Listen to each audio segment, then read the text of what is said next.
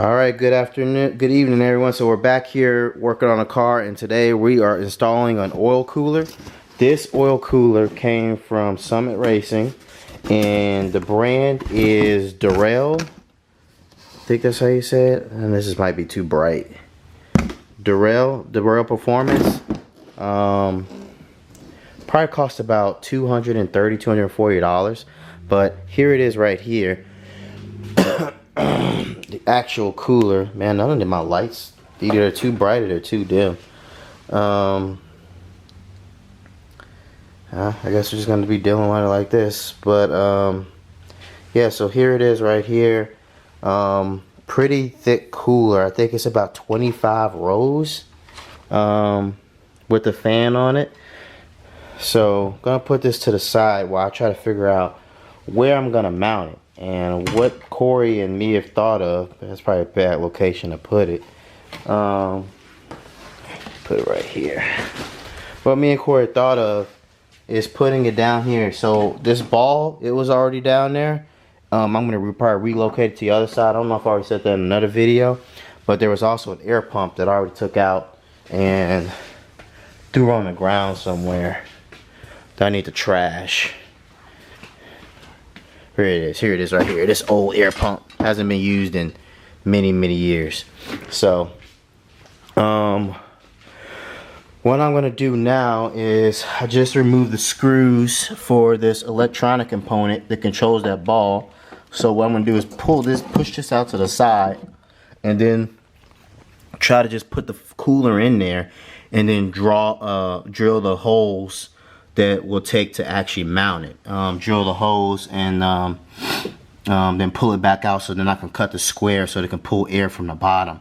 Then I got to figure out how to wire it. But let's go ahead and do that and try to make it fit in there, because it's a pretty big oil cooler. Well, the good news is it actually fits in there. The bad news is to properly mount it and do all the cutting, the best way to do this is actually to take the bumper off. So that's probably what I'm gonna do is I'm gonna take the bumper off, because there's another installation I'm gonna do. I'm gonna turn my fog lights and put some actually light bars in there, and it's gonna require me to remove the bumper. So this project is gonna be reserved for a couple more days from now when the lights actually come in. So let's stay tuned, and the next thing would be of actually taking the bumper off. Alright, good afternoon everyone, back to the channel. We are working on the C4 Corvette. This time we are doing we're going to put the oil cooler on there that I already talked about in my previous video. Darrell oil cooler, going to mount it here in the front, in the bumper, down there at the bottom. And also going to put some replace the fog lights with some LED light bars. So we'll see how that turns out. So first thing first, we're going to go ahead and we got the car flipped around. The hard part probably of this whole process is taking the bumper off. Got a whole bunch of bolts lined up here on the fender just to take the bumper cover off. We got 1,000 little ones here, and I think there's some that are down in here. But you don't have to look at my video on how to take it off. I really believe that there is already a tutorial. So just gonna get started with the actual see if we can use power tools so we could save a lot of time, and let's go ahead and get it off. Okay, so we got most of the bumper off. Took off all the Torx heads right here.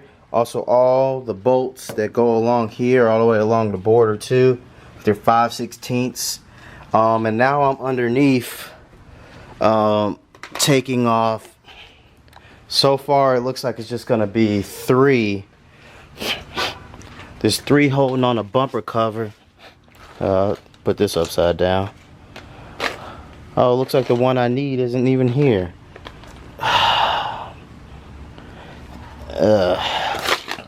I'll look for it in a second. So there's 3. Here's the bumper cover, right here. So there's one right there. There's one in the center. Don't know if you can really see it. There's another right there that almost got out. Then there's I think right here on the air dam. At least that's what I can see so far. So we'll just keep on taking them away one by one until we get this cover completely loosened off.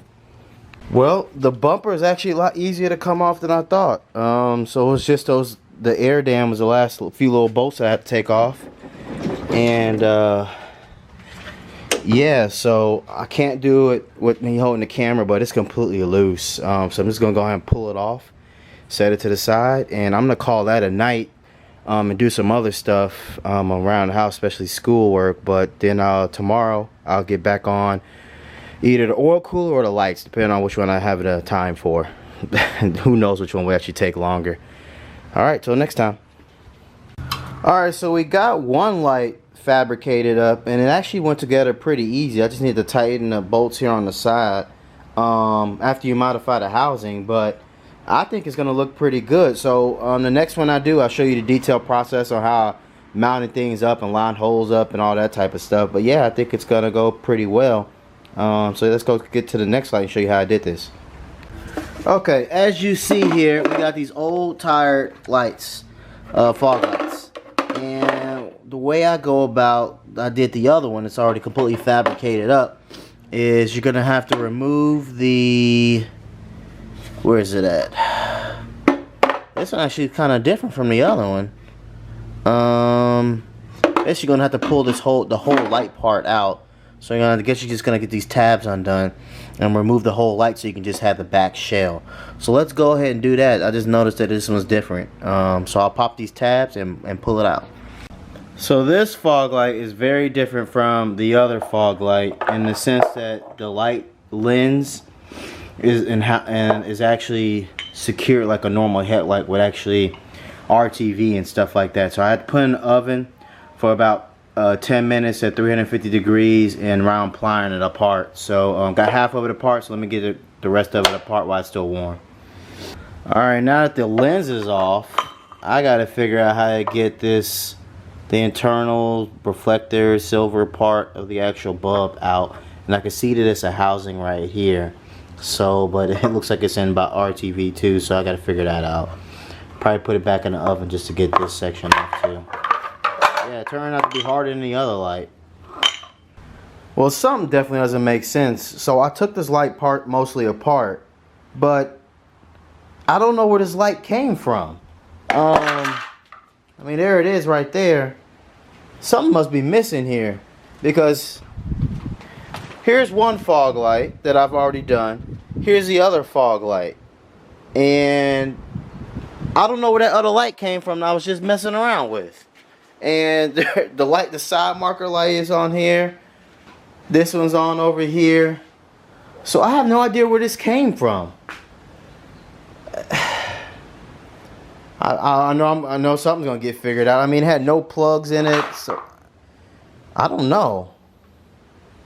I have no clue. Anyway, let's get to the real light here and take it apart. So what we got here? Got a little, I think 6.5 millimeter here on the side, and then this just pops out, and it's actually relatively easy. So, and then also just need to loosen up this adjustment screw.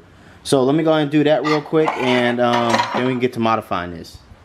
Okay, now that we got the whole light separated, basically what I'm gonna do is cut this entire center section out, and I'll allow the light to the fog light, the bar light to mount in there flush. So I'm going to cut the entire center section out, leaving just the edges, and so it can still remain as one piece. And I'm going to get my grinder out and take care of it real quick. Okay, so we got the center piece removed, and now I'm going to look at the older one and make sure I get the brackets mounted in the correct direction, so that when I put the brackets on this one, it just be the same. So I'm going to go ahead and get the brackets out.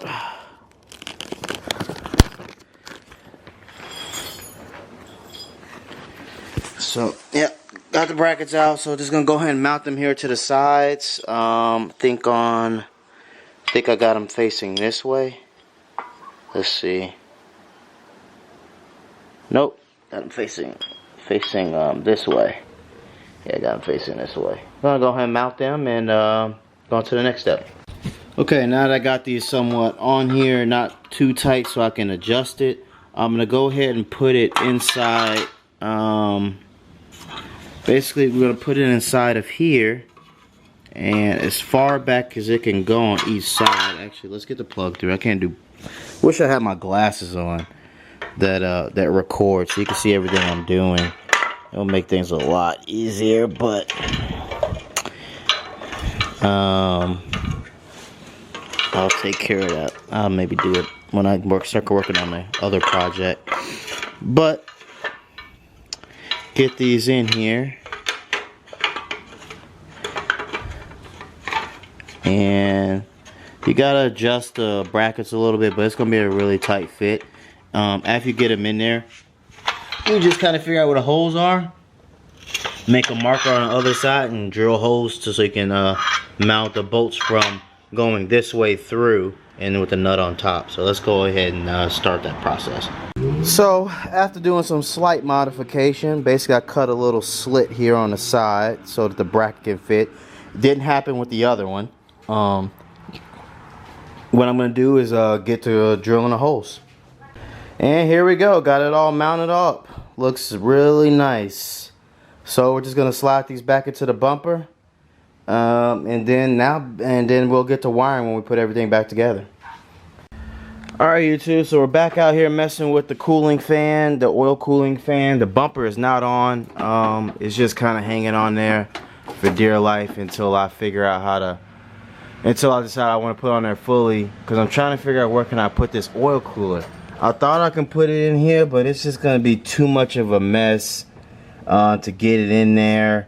And figuring out, I can't even get right measurements and stuff like that. Because the bumper curves up, it's just making it really, really difficult. And I tried to lay it flat right here, and maybe cut a hole in a fender well so the air can flow through, or maybe drop maybe a small hole down there so air can come up. But when the pop-up lights don't allow that for that to go, because it just bumps inside of this gigantic oil cooler. So I really don't know where to put it. I mean, I could try to put it all the way in the back where the spare tire is, but